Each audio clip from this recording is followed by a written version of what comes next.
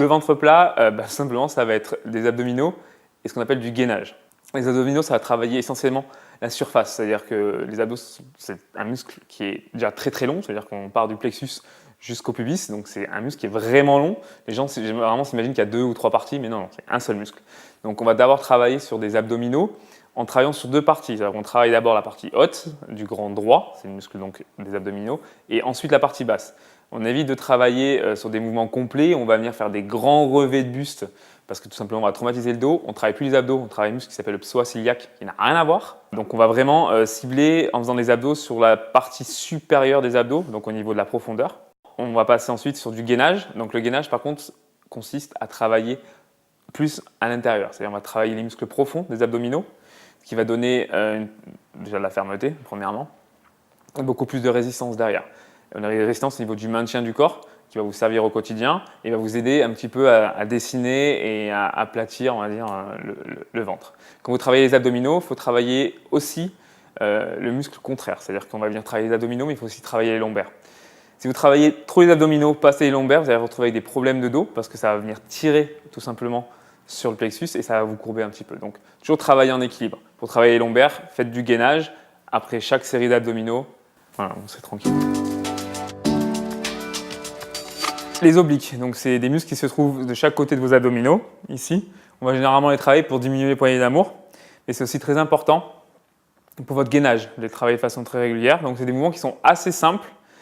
Par contre, il va falloir vraiment vous concentrer sur la contraction de vos abdominaux, c'est-à-dire que c'est un mouvement qui se fait et qui est efficace si vous contractez les abdominaux en même temps, histoire de solliciter les abdominaux et les obliques de même façon. Donc le mouvement est assez simple, vous mettez vos mains ici, vous sortez bien la poitrine, vous contractez les abdos et vous rentrez le ventre le plus que vous pouvez. Et ensuite, rotation du buste à gauche et à droite.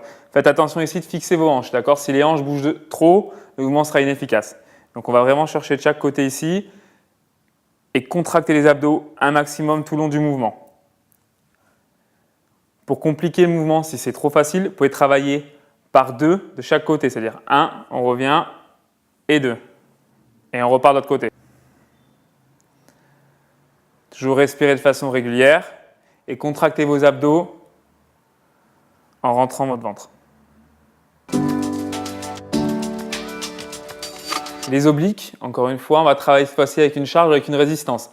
Donc là, on utilise un élastique pour créer une résistance. Donc vous tenez l'élastique dans une main.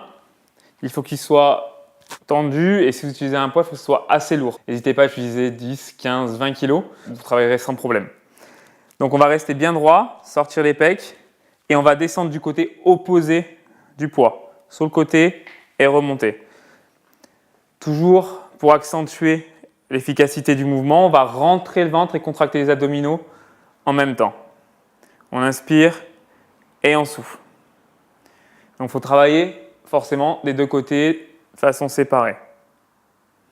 C'est un mouvement pour lequel vous pouvez faire beaucoup de répétitions. Entre 20 et 40 répétitions, c'est parfait. Et on relâche. Les abdominaux, le crunch classique. Vous pouvez travailler de 2 façons. Soit vous travaillez les pieds à plat, mais vous devez faire attention à avoir le bas du dos collé au niveau du sol. Soit vous travaillez avec les jambes légèrement relevées pour coller le dos au sol. Et on monte et on descend en abduction.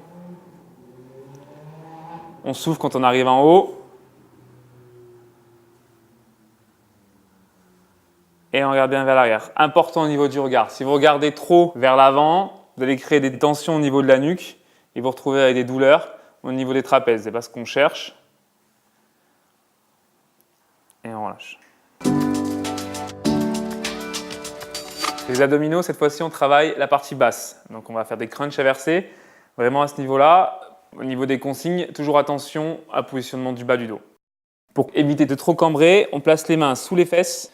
On lève les jambes, donc on décroise les pieds. Donc vos jambes peuvent être légèrement fléchies, ce n'est pas un problème, d'accord? Vous pouvez travailler jambes tendues ou jambes fléchies, il n'y a aucun problème pour ça. Et on va juste basculer le bassin et décoller les fesses. Donc le mouvement, la partie du mouvement la plus importante, c'est quand vous redescendez pour contrôler le mouvement. On inspire et on souffle. On ne va pas chercher trop loin vers le bas, ne descendez pas plus bas que 90 degrés au niveau des cuisses, il n'y a aucun intérêt, vraiment le but c'est de monter.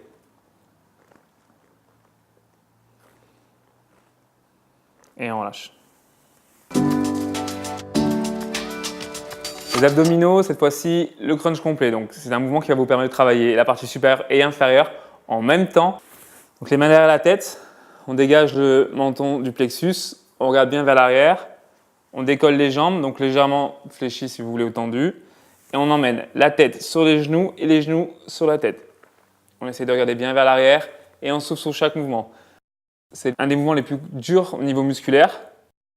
Vous sollicitez le grand droit dans son ensemble.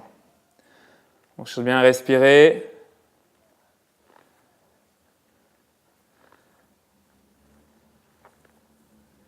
Et on relâche. Le gainage. Donc on va commencer par le gainage de face. Donc on va venir travailler au niveau des abdominaux, des muscles profonds, au niveau des abdominaux et des lombaires. On appuie sur les pointes de pied. Voilà, et on fait une planche avec le corps. Important au niveau du dos. Pas trop creuser le dos, pas trop monter les fesses non plus pour vraiment avoir un mouvement efficace. On contracte les fessiers, on contracte les abdos dans le même temps et on souffle. On garde cette position-là. Si cette position est trop difficile, on va simplement passer sur les genoux. Ici, toujours au niveau du fessier, on va bien faire attention à être bien gainé et en forme de planche, pas trop descendre ni trop monter les fesses et garder la position. Alors c'est une position qui est assez facile celle-là, à tenir un peu plus longtemps que la position initiale et respirer régulièrement tout le long de l'exercice. On relâche. Gainage sur le côté pour travailler les obliques. Donc on garde encore une fois la position le plus longtemps possible. Et pareil, si la position est trop difficile, vous avez une alternative en travaillant sur les genoux. On appuie sur l'avant-bras, on appuie sur le côté des pieds. On monte en s'aidant de l'autre main et on garde la position. Donc une ligne, on ne bouge pas. Les abdos sont gainés, les fessiers aussi. Pour faciliter le mouvement, on passe sur les genoux. On va plier les jambes vers l'arrière. Et on redécolle le bassin ici. Hop, voilà, ça c'est la version facile. Donc on est en appui sur les genoux. Toujours le corps bien droit, les abdos gainés, ainsi que les fessiers. On respire de façon régulière.